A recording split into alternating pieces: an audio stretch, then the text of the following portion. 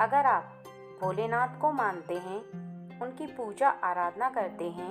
उनको प्रसन्न करने के लिए आप व्रत भी रखते हैं और आप जल भी ढालने चाहते हैं, आप वो सभी कार्य करते हैं जिनको करने से भोलेनाथ प्रसन्न हों और आपकी इच्छा को पूरा करें। लेकिन फिर भी आपकी इच्छा अधूरी है, अभी तक पूरी नहीं हुई है। आप बहुत ज़्यादा सोच में डूबे हुए हैं कि पता नहीं भोलेनाथ मेरी इच्छा को पूरा कब करेंगे और मेरी इच्छा को पूरा क्यों नहीं कर रहे, क्यों नहीं सुन रहे वो मेरी बात, और अगर सुन रहे हैं तो अभी तक मेरी इच्छा अधूरी क्यों है। तो आज एक कार्य जो मैं बताने वाली हूँ, यदि आपने वह कार्य कर दिया तो निश्चित ही भोलेनाथ प्रसन्न होकर आपकी इच्छा को शीघ्र ही पूरा कर देंगे। यह मैं आपसे वादा करती हूँ, क्योंकि वो कार्य ही ऐसा है, भोलेनाथ विवश हो जाएंगे आपकी इच्छा को पूरा करने के लिए। भले ही आपकी इच्छा कितनी भी बड़ी क्यों ना हो या कोई भी आपकी बड़ी से बड़ी मनोकामना हो, लेकिन आप भोलेनाथ को विवश कर पाएंगे कि आपकी इच्छा को वो शीघ्र ही पूर्ण करें। लेकिन कार्य को करने के लिए आपको मेरी बात बहुत ध्यान से और पूर्ण रूप से सुननी होगी। यदि आप जल्दीबाजी में मेरी बात को सुनेंगे और आधा अधूरा ही सुनकर वीडियो को आधा छोड़कर भाग जाएंगे तो आपको पता ही नहीं चलेगा, क्योंकि किसी भी कार्य को पूरा करने के लिए पूर्ण ज्ञान होना चाहिए उस कार्य के बारे में। और पूर्ण ज्ञान तभी होता है जब आपको उसके बारे में पूर्ण रूप से पता हो, और पूर्ण रूप से ज्ञात होने के लिए आपको मेरी बात को ध्यान से सुनना बहुत ज़रूरी है। शिव पुराण में बताए गए अनुसार भोलेनाथ शीघ्र ही इस कार्य से प्रसन्न हो जाते हैं, और आप जब उन्हें पूर्ण रूप से प्रसन्न कर लेंगे तो वो निश्चित ही आपकी इच्छा को अवश्य पूरा करेंगे। इसके लिए आपको सोमवार के दिन प्रातःकाल जल्दी से स्नान करके एक ऐसी जगह जाना है जहाँ पर बहुत ज़्यादा साफ मिट्टी हो। मिट्टी काली भी ले सकते हैं आप, या आपको जैसी मिट्टी मिले, लेकिन चिकनी मिट्टी होनी चाहिए। या तो आप एक दिन पहले मिट्टी को देख कर आ जाएं कि कहाँ पर चिकनी मिट्टी है, तब आप दूसरे दिन जाएं, यानी आप इतवार को देख कर आ जाएं, तब आप सोमवार को जाएं, या फिर आप सोमवार को ही जाएं अगर आपको पहले से पता है तो। उस काली मिट्टी को ला करके थोड़ा सा पानी डाल करके उसे मिक्स कर लें, यानी गीला कर लें, और उससे एक छोटा सा शिवलिंग बनाएं।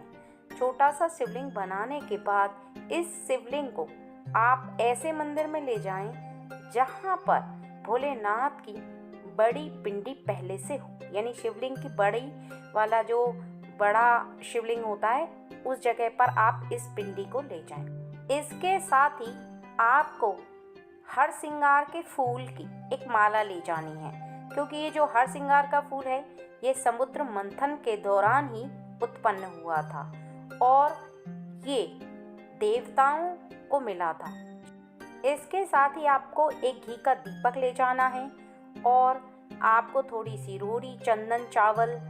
ये सभी एक प्लेट में रख कर ले जाना है। इसके साथ ही आपको एक लोटे में जल और दूध, एक लोटा, इस तरह से आप उस मंदिर में जाएंगे। और सबसे पहले आप एक कोने को, मंदिर में कोई भी कोना देखना, वो कोना ऐसा होना चाहिए कि वहाँ पर कोई मूर्ति स्थापित ना हो। उस कोने को साफ कर लें और उस पर थोड़ा सा पानी छींट करके उस जगह पर सबसे पहले तो आपको वहाँ पर वो पिंडी रखनी है जो आपने मिट्टी की बनाई हुई थी, और फिर से उस पर गंगा जल छिड़क करके, यानी पानी से शुद्ध कर लें। और वहाँ पर उस पिंडी के ऊपर पहले तो एक फूल रख दें, और फिर जो आपके फूलों की माला है उस माला को वहाँ पर पहना दें। थोड़ी सी रोड़ी से, चंदन से उनको टीका कर दें, और वहाँ पर बैठकर जो आप रोड़ी और चंदन जो भी आप लेकर जाएंगे उससे उस पिंडी के आसपास आपको उस रोड़ी से या चंदन से ओम बनाना है और हर ओम के ऊपर या तो आप एक कोई साधारण फूल रखें या आप रखें बेलपत्र का पत्ता, जो कि कहीं से कटा फटा नहीं होना चाहिए, और आप बेलपत्ता जो रखेंगे वो एकदम शुद्ध होना चाहिए। इसलिए आप उसको पहले पानी से साफ कर लें, पोंछ लें, उसके बाद ही वहाँ पर रखें। क्योंकि जिस तरह से हम शुद्ध हृदय से, यानी हमारे मन में कोई भी बात नहीं होती है, हम अपने मन के अंदर बिल्कुल भी ना कोई छल कपट रखते हैं, ना ही कोई भेदभाव रखते हैं। क्योंकि जब हम भगवान की पूजा करते हैं तो हम किसी भी चीज़ का भेदभाव नहीं रखते, तभी वो पूजा भी लगती है। उसी प्रकार से जिस जगह पर हम भगवान को स्थापित करते हैं और हम वहाँ पर अगर पूरा शुद्धिकरण करते हैं अपने हृदय की तरह, तो वहाँ पर साक्षात ईश्वर वास करने लग जाते हैं। अर्थात हमने देखते हुए तो मूर्ति रखी है, यानी आपको देखने में तो ऐसा लगेगा कि केवल आपने एक मिट्टी की वो मूर्ति रखी है और कुछ नहीं है, लेकिन अगर आप उसको सही से देखें तो वहाँ पर सच में भोलेनाथ जी स्थापित हो चुके हैं और आपके द्वारा स्थापित हुए हैं। जो आपने ये फूल की माला पहनाई है, इससे भोलेनाथ जी अत्यंत प्रसन्न होते हैं, मतलब उनको बहुत ही ज़्यादा प्रिय है। और अगर पूजा में कोई भी व्यक्ति इस फूल को चढ़ाता है तो भोलेनाथ शीघ्र ही उस पर प्रसन्न हो जाते हैं और उसकी मनोकामना पूर्ण करने के लिए वो विवश हो जाते हैं। क्योंकि अगर आप उनकी प्रिय चीज़ उनको चढ़ाओगे तो वो प्रसन्न होंगे ही होंगे, और अगर वो प्रसन्न होंगे तो आपकी मनोकामना भी वो पूर्ण करेंगे। तो इसलिए इस कार्य को जैसे ही आप करेंगे तो इस सोमवार से लेकर, यानी अब जो सोमवार आएगा इस सोमवार से लेकर के अगले 11 सोमवार तक आपको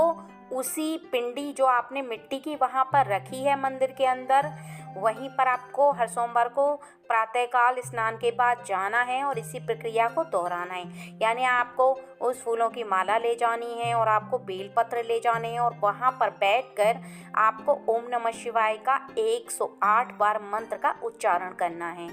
ये प्रक्रिया 11 सोमवार करने के बाद आप स्वयं देखना कि आपके जीवन में कितना बड़ा चमत्कारी परिवर्तन आएगा। इसके साथ ही एक बात का और ध्यान रखना कि अगर आप व्रत रखते हैं तो आप व्रत भी इन 11 सोमवार को रख लेना, लेकिन अगर आप 11 सोमवार व्रत रखते हैं तो फिर आपको उसका उद्यापन भी करना होगा। तो आपका कार्य जो भी आपका या आपकी जो भी मनोकामना है वो पूर्ण हो जाएगी, तब आप उसका अध्यापन कर दें, या फिर आप 11 के बाद ही, क्योंकि आपकी ये जो मन में आप रख कर करेंगे कि मुझे 11 सोमवार करना है, तो उसके बाद भी आप अध्यापन कर सकते हैं।